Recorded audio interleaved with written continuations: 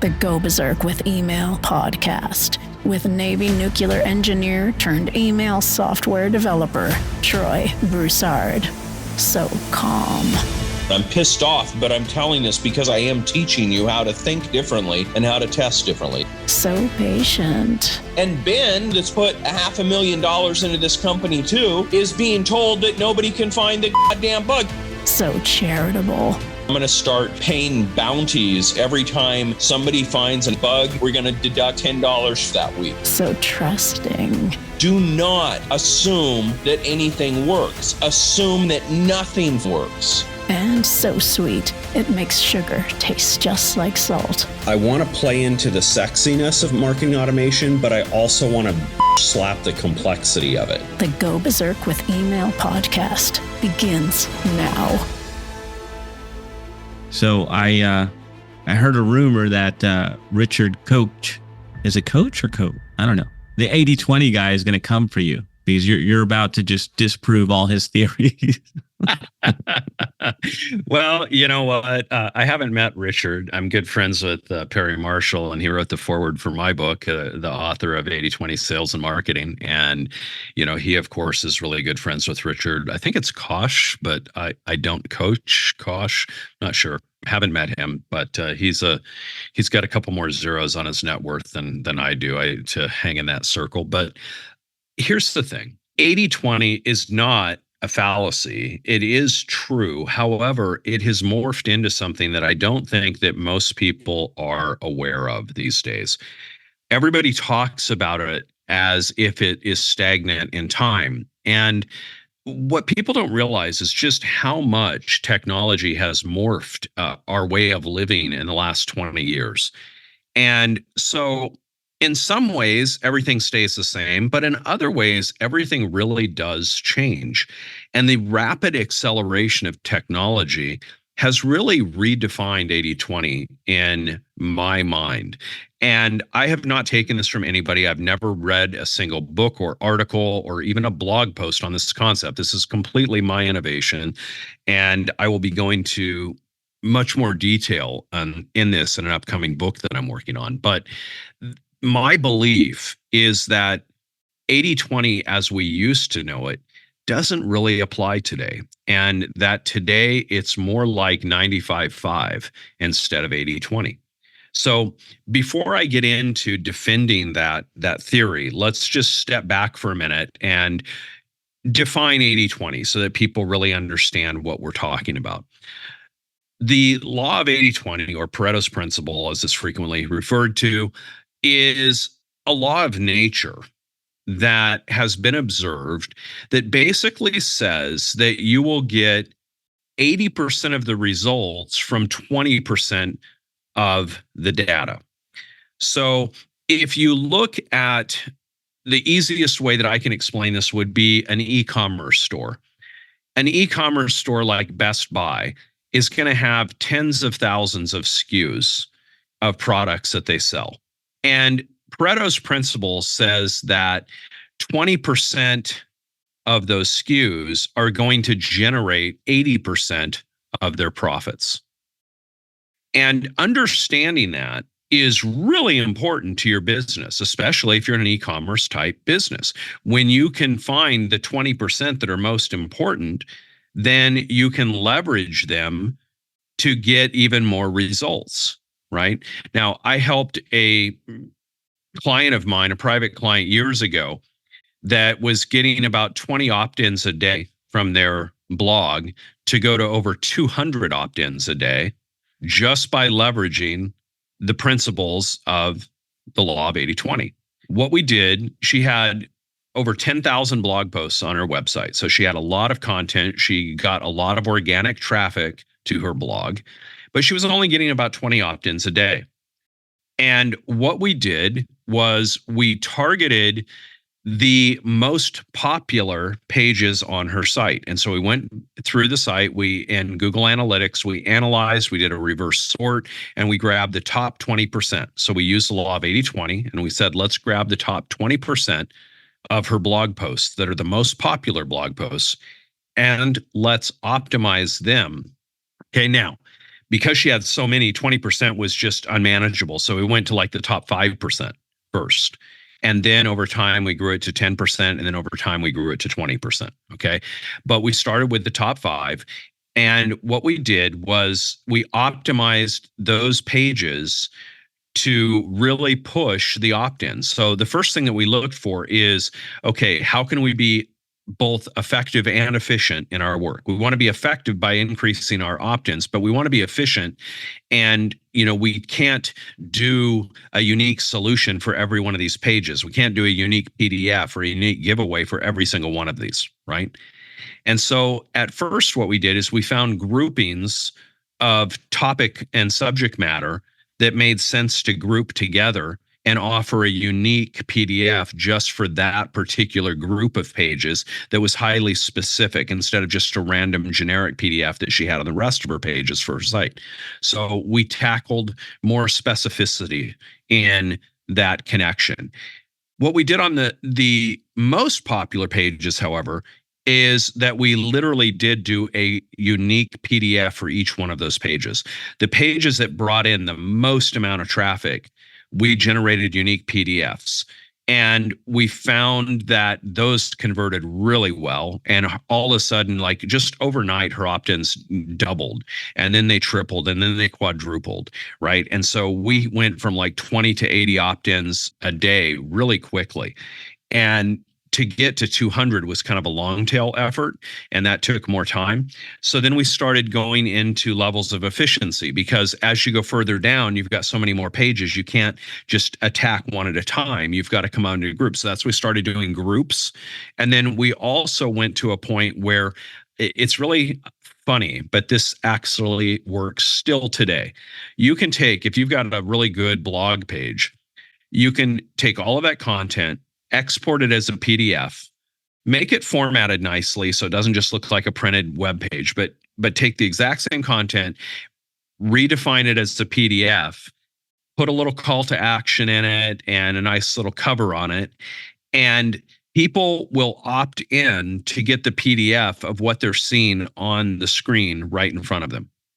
And you think, well, why would they do that? Why would they give up their email address? They can just see it on the page right now. Here's the thing. People are digital hoarders. Understand this. How many different competing reality TV shows are there on hoarding, right? There's all kinds of them on the networks. People are hoarders. They're emotional hoarders. They are digital hoarders as well. And they like to hoard stuff because they're afraid they're going to miss out on something. It's the fear of missing out. And so if you give them the ability to give you their email just in exchange for a PDF, they will do that and they'll download it. And so we were able to do that in a semi-automatic manner with just a little bit of VA cleanup work and do that for the rest of them. When we went down to that, and I don't think we ever got to 20% with her. I think we only got to about 10%, and that's all she had the desire or willpower to do. Me personally, I would have just kept huffing it out until, even if it took me a year to get to 20%, I would have kept doing that, because the amount of leads that it was generating was just phenomenal. But she got fat, dumb, and happy with 200, and that was good enough and whatever. And here's the thing. There's a law of diminishing returns, right? Where, we were able, through only like 5%, able to go from like 20 leads a day to, 100 leads a day or whatever. But then as you did more and more, it only progressively, incrementally got better. So had we gone from 10 to 20%, it wouldn't have gone from 200 leads a day to 400. It might have gone from 200 to 250, right? So there's a much more diminishing effect in going deeper in the data pool. This is just the way math works. It's the way statistics and logic works. And so, she didn't go that far, and I think that was fine. But look at the impact of that, 10xing her lead gen just by harnessing the power of 80-20. Now, that is 80-20 in a nutshell. So when I say that this has been radically redefined today, here's why. It goes back to last week's episode and that evil word that is completely ill-defined and inappropriately used in our marketplace today of AI, which really isn't AI. I've stated that numerous times, but artificial intelligence, the way that it's referred to and the way it's tossed around in the marketing sphere today is just utter BS. Okay. We are not in the world of AI. We're in the world of massive parallel data processing in near real time, right? Where we can watch an NFL football game, and if they wanted to, they could gamify it to the point of predicting the probability that somebody would catch that ball in real time with little floating bars showing the percentages changing based on weather and wind conditions and all that. That is not AI. People think that that is because they think, well, that's predicting, it's AI, but it's not. It's really just massive parallel data point analysis. And it's doing it so fast that it's able to do it near real time. And it's using all of those data reference points, like the experience level of the receiver, how many, what his catch rate is, what percentage of his catches does he drop, the catches that are thrown from a left-handed quarterback versus a right-hand quarterback, what is his probability of catch? Like, they go to very minutia of the detail, but that's really just data analysis. And that's really the way AI works today. We're not really at that predictive standpoint. And when it does try to predict, it generally fails miserably. And because we're not at that intelligence side of it yet. We're still in that just data analysis role. Okay. But here's what happens. When I started my SEO career, you could game SEO so easily. I mean, we really could. You could manhandle Google. You could feed them what they wanted. You knew that their algorithm for links and link counts dictated everything, and the anchor text dictated everything. And you could just completely manipulate the search results in sometimes a matter of 24 hours or less, sometimes a matter of even a couple of hours. But I could routinely rank people for very competitive words in the early days of SEO in a day, and take over words like, really high value words like car insurance Houston or something like that, right? That's a really competitive, very valuable word today. But you're able to rank for keywords like that very easily because we're able to manipulate the algorithm of what they were doing and just play into that. Well, today it's much more sophisticated. It's much more sophisticated. In fact, it's really hard to understand what Google is doing because Google is not just doing something globally. They're doing it locally, and they've got different algorithms for different areas. They've got all kinds of stuff going on, and they personalize their algorithms as well. So they personalize to your search results, knowing what you've searched on historically. They will show you a different set of search results. This is the key. I know I'm getting to a long time to get to this why 80/20 is now 95/5, but this is the reason. Because of this hyper-personalization in both Google and all the other technology platforms, Facebook is the same way, YouTube is the same way, they show you more and more and more of what you want to see. If you ever do something crazy, like I challenge you to prove my point here, you will hate me for this, but be one of those wackadoodles for a minute and say, what are flat earthers? Do one search like that, and you will forever be shown up every horseshit, stupid, theory about flat earth for the rest of your life. Because once you do one search, you get into that rabbit hole where the algorithm just keeps feeding you more and more and more and more of what you want. Because of this dynamic algorithm-driven data consumption model that we live in today, it has distorted the impacts of 80/20. It's no longer a 20% dispersion, but it's really more like a 5% dispersion. Maybe it's 7%, maybe it's 3%, but it's hyper accelerated because your choices are no longer really your choices. Your choices are now within an influence subset already. Instead of being able to choose what you want to choose, you're presented a filtered view of what you've already demonstrated your preference for, and now you can choose within that. And so therefore, you are accelerating the consolidation of your narrow-minded thinking. Dude, it's a fact. It is absolutely a fact. It is why we are becoming stupider and stupider as a generation, and it's continuing to occur and will continue to get worse. You know, if you ever doubt me, go watch a movie called Idiocracy. And Idiocracy was one of those slap humor, stupid joke movies that honestly, you know, would have easily fallen by the wayside. Nobody would have ever predicted that in reality, that movie is like Nostrafrigandamus, man. I mean, that movie is pretty much the history of where we are going right now. We are on the fast pack towards Idiocracy. And I guarantee you, when you watch that movie, you'll be like, holy crap, this is like predictive. This is not, you know, this is where we're headed, right? It's not just slap humor. And that's the reality of it. We've already fallen into this Orwellian newspeak kind of approach where you can only say certain things and we dumb down what we say because it could be politically this and politically that. And this has completely changed the way that we need to define our business because we operate in this space as entrepreneurs. I wish that we could operate in an alternate reality, one that bore some resemblance to a reality of what I used to think reality was. But unfortunately, this is the matrix that we're in.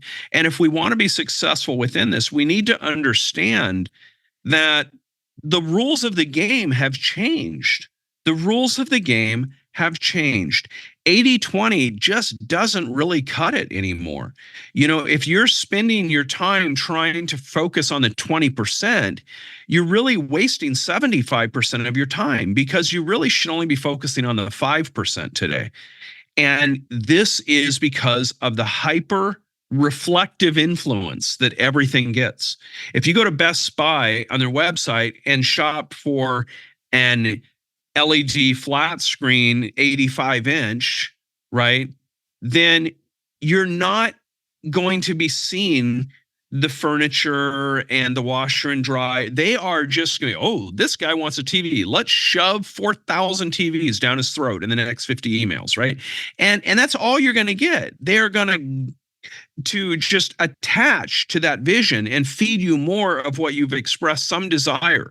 And unfortunately, philosophically, I hate this because while it does make things simpler for us, it also makes us simple-minded. And I can't state it any more direct than that. Simplicity leads to simple-mindedness. And all of these algorithms in Facebook and Instagram and TikTok and YouTube and Google, they are making us simpletons. And they are reducing our choice to what we think is choice, but in reality, it's not. It's a limited vision through a filtered view of choice. And so tapping into that, understanding that phenomenon, first and foremost, you have to accept it. This is a law. It is just a law of nature today, just like 80-20 was a law of nature. I am convinced, and nobody can talk me out of it, that this is the new version of 80-20. It's the 95-5. And once you accept something as law, you realize that you can't change it. Then the best thing to do is figure out a way to work within it. How do we use it? That's what I want to know, right? You brought the awareness. How do we use that for us? Because now I'm like, yeah, that makes sense. But how do I take advantage of that? I like to exaggerate things to the point of ridiculous and then back them off. So if you have a task list, 80-20 tells you to look at the top 20% of those items, okay? 95-5 says look at the top 5% of those things. But what I would tell you to do is actually go to the ridiculous and say, what is the one thing? I'm a big proponent of the book, The One Thing. And I write out this phrase every single day by hand on, I'd say pen and paper, but it's on my iPad with a stylus. But I still hand write it out. And that is the quote from the book, The One Thing, which ironically can be reduced to one quote. And the one quote is, what is the one thing such that doing it, everything else becomes easier or unnecessary? What is the one thing such that doing it, everything else becomes easier or unnecessary?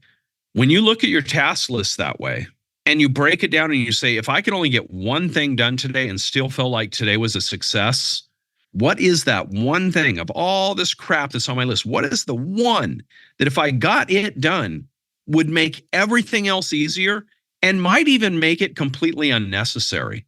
If you've got to reach out for a big time client contract that is a big contract, and you've been fearing reaching out to them because you're afraid they'll say no because it's such a big number, but it's also such a big impact that it has a good chance of going, but you're just sitting there in fear, mentally masturbating on the idea of sending them the proposal instead of actually sending the proposal. That could be your one thing. You get that one thing done, everything else becomes easier or maybe even necessary. You close a $50,000 deal that week, maybe you can phone it in for the rest of the week and it becomes much easier, right? So that's my approach to it, Jonathan. I would say that you start by going to the extreme of just finding the one thing and then back it off to the top 5% and focus your efforts in your business in that top 5%. And everything that you do, look at it as, I've got all these things that I could do to make my membership retention better, but these are the top 5. This is the top 5% of the things that I could do. And just keep focusing and iterating on that 95.5 instead of thinking that it's a whole list you got to get done or that it's an 80-20 approach that you can take. That's what I would do, Jonathan. What would Troy do? There you have it. We got to get little bracelets made. That's right. What would Troy do? Powerful, man. Powerful. Thank you for sharing your insights with us. Another Go Berserk with Email show is in the can. We will be back in your earbuds next time. To get a free Berserker Mail test drive with no credit card required, go to startmytestdrive.com. From there, you can play around inside the platform without pressure. Load up emails and campaigns to see how simple the interface is, and get comfy with everything before deciding to join. That's startmytestdrive.com. This is thepodcastfactory.com.